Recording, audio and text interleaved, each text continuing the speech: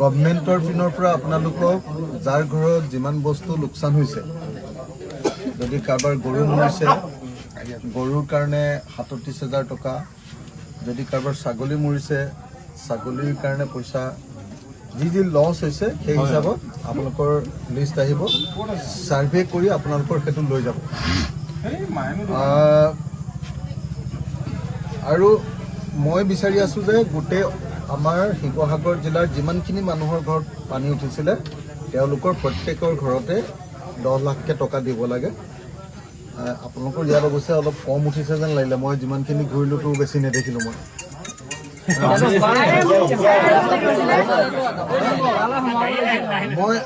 মই যে আজি আহিছোঁ চব আপোনাৰ লাইভ দেখি আছো এয়া পানী চব মোৰ ইয়ালৈকে পানী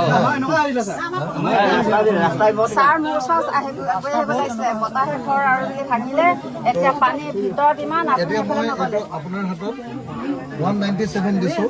ঠিকে আছে না 197 দিছোঁ চবৰ কাৰণে হিচাপ কৰি লওক লাগে 1000কে টকা ইয়াতে আপোনালোকক দিয়া হৈছে।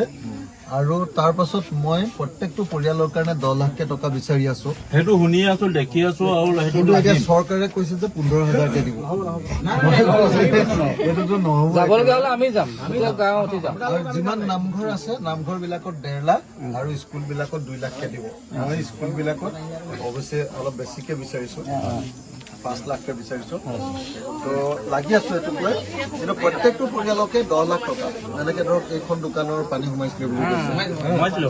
তো যিবিলাক মানুহৰ ক্ষতি হৈছে দোকানৰ বেলেগ ক্ষতি, সেইধৰণে পইচা পাবৰ কাৰণে লাগি আছো।